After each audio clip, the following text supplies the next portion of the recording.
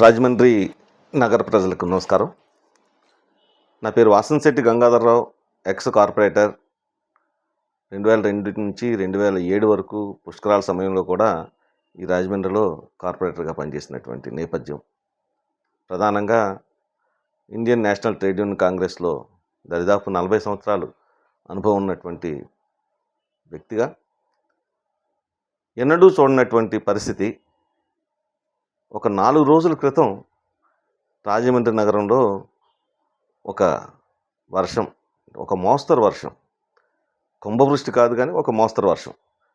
ఆ మోస్తరు వర్షానికే రాజమండ్రిలోని నగర వీధులన్నీ జలాశయాలయ్యాయి.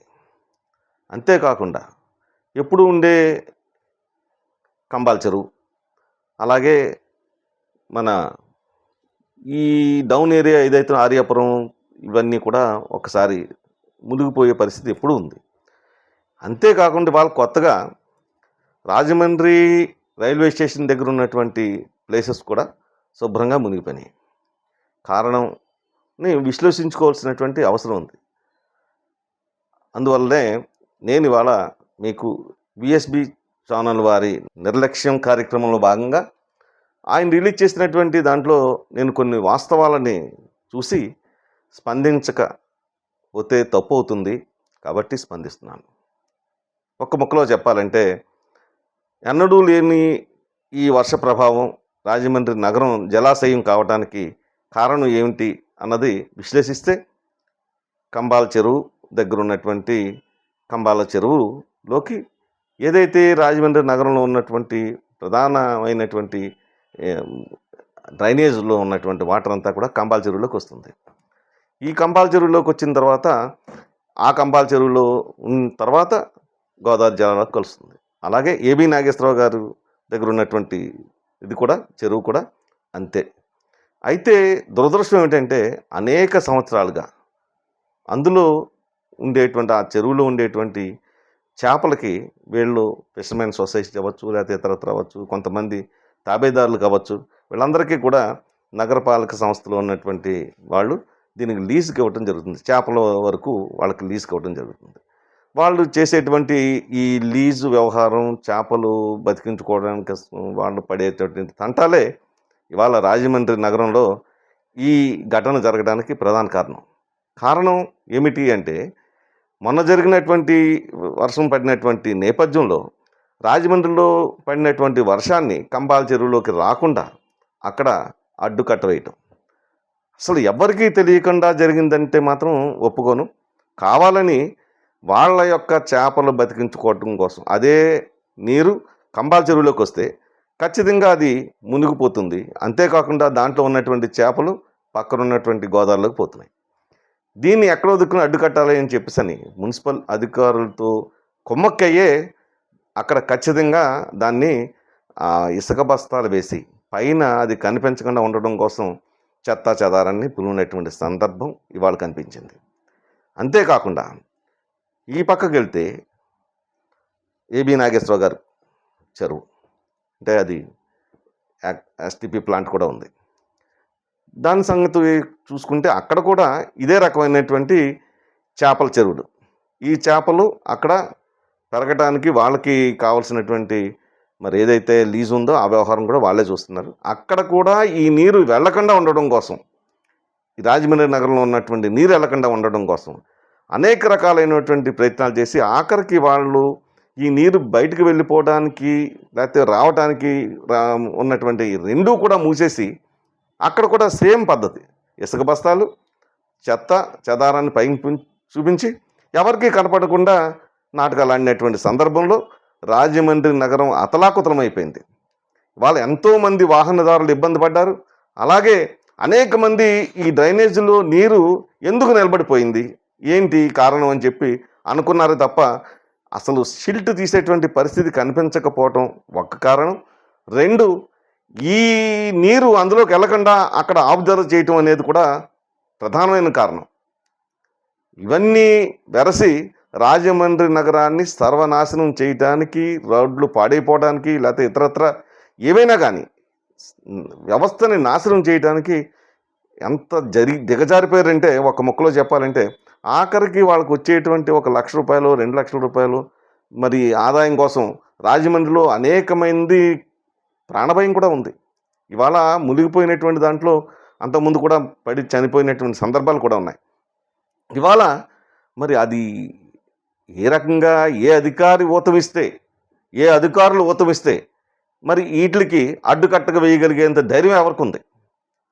దీని మీద విశ్లేషణ చేసుకోవాల్సింది కాదు, పరిశోధన చేయవలసిన అవసరం ఉంది. అవసరమైతే వాళ్ళని జైలుకైనా పంపించాల్సినటువంటి అవసరం ఉంది.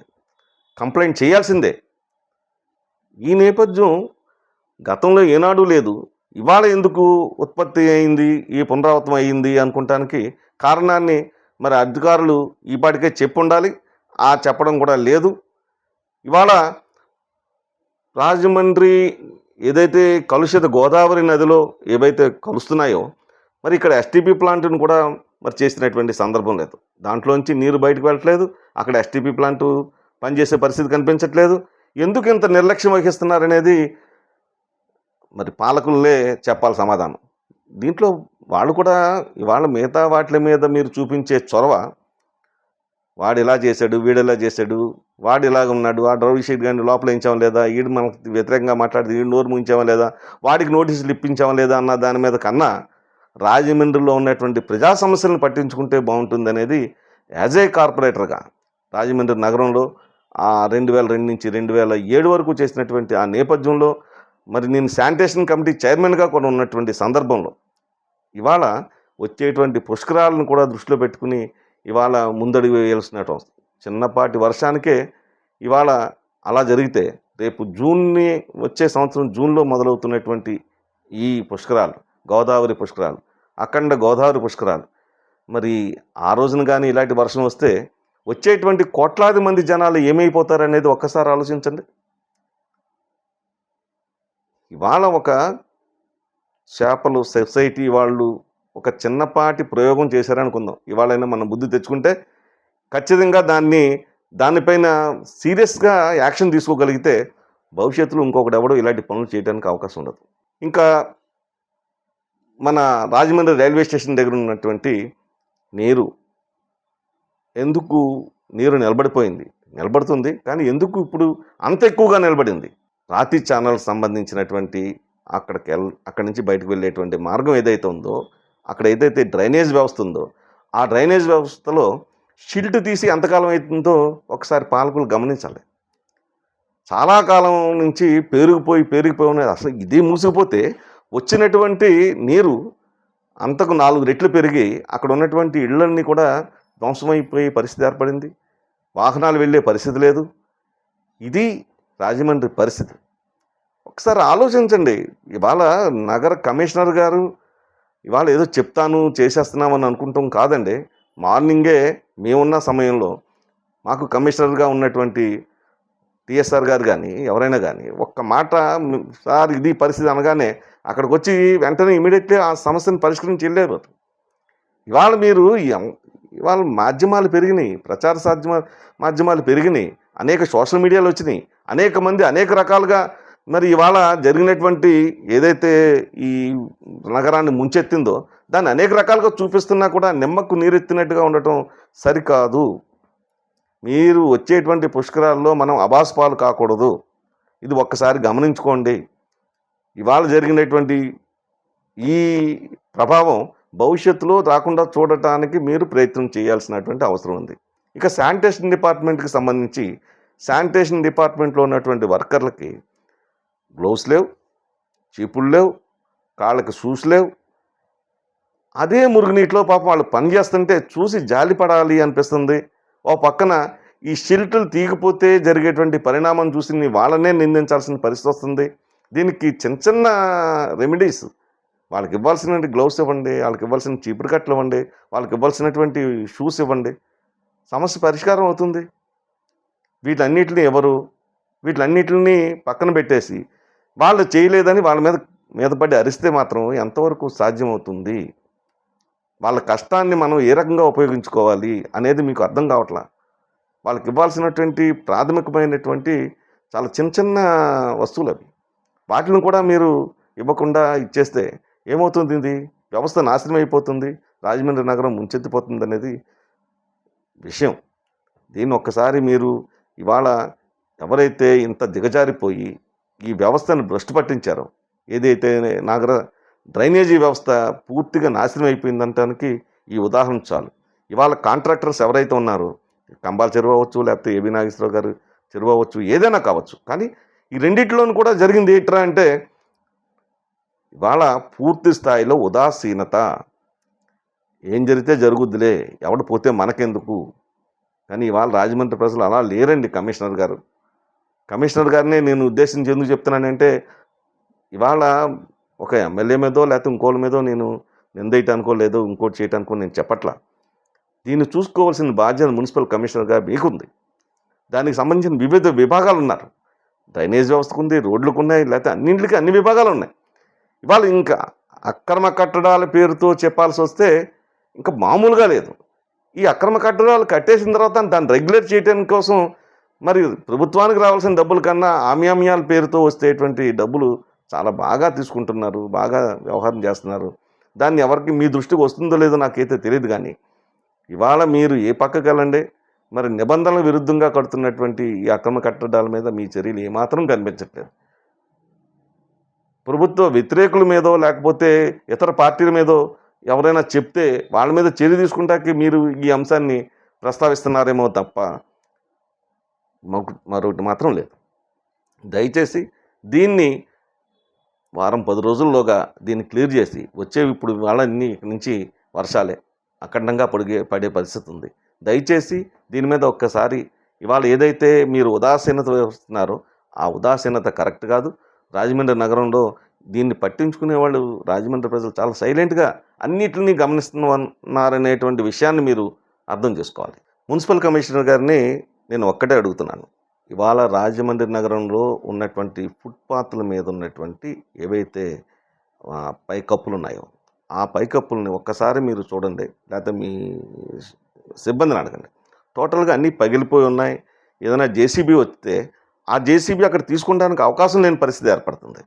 మళ్ళీ జేసీబీ వచ్చి ఆ పైన ఉన్నటువంటి వాటిని తీసి పక్కన పెట్టి మళ్ళీ దాని మీద వేసేసరికల్లా పగిలిపోయే పరిస్థితి ఉంది. ఇవాళ మీరు దాన్ని ఒక్కసారి పరిశీలించి అందులో ఉన్నటువంటి షిల్ట్ని తీస్తే ఖచ్చితంగా ఇవాళ రాజమండ్రి నగరంలో ఉన్నటువంటి పరిస్థితి ఇలాగుంటే రేపొద్దున్న రాజమండ్రి నగరానికి వచ్చేటువంటి పుష్కరాలు యాత్రికులు కానీ ఇతరత్ర కానీ వాళ్ళు వాడేటువంటి నీరు కానీ ఇది కానీ ఏమైనా కానీ ఇవన్నీ కూడా ఇంతకు 10 రెట్లు కాదు 100 రెట్లు పెరుగుతుంది. అటువంటి పరిస్థితుల్లో మనం ఏం చేయగలుగుతాం అనేది కూడా ఒకసారి ఆలోచించకండి కమిషనర్ గారు. ఇవాళ అక్రమ కట్టడాల పేరుతో ఉన్నటువంటి వాటిని ఖచ్చితంగా మీరు చర్యలు తీసుకోకపోతే దాని మీద ఏదైతే మరి స్లాబ్లు వేసేసారో, డైరెక్ట్ స్లాబ్లు వేసేసారో వాటి మీద కూడా ఎక్కడైతే పిన్ పాయింట్స్ ఉన్నాయి, కొన్ని పిన్ పాయింట్స్ ఉన్నాయి, ఆ పిన్ పాయింట్స్ని మీరు గమనించండి. అన్నీ చేయటం కాదు కానీ మొదట ఎక్కువగా మరి ఈ డ్రైనేజీ వాటర్ ఏదైతే ఉందో ఈ మురుగునీరు ఆ పిన్ పాయింట్స్ దగ్గర ముఖ్యంగా చేయండి. ఆ ముఖ్యంగా చేస్తే ఖచ్చితంగా దాని ఇది మీకు కనిపిస్తుంది. ఇవాళ ఎవరు పడితే వాళ్ళు రాజమండ్రి మునిగిపోయింది, ఒక అరగంట వర్షం వస్తే మునిగిపోయింది.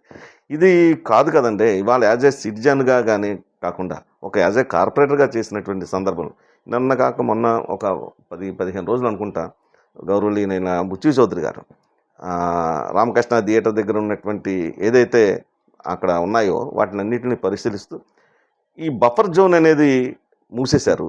బఫర్ జోన్ లేదు, కనిపించట్లేదు. ఇది ఎవరు చేసినా ఈ పార్టీ ఆ పార్టీ అనేది లేదు, ముందు కొట్టేయండి అని చెప్పారు. ఇది శభాష్, మంచి మాట.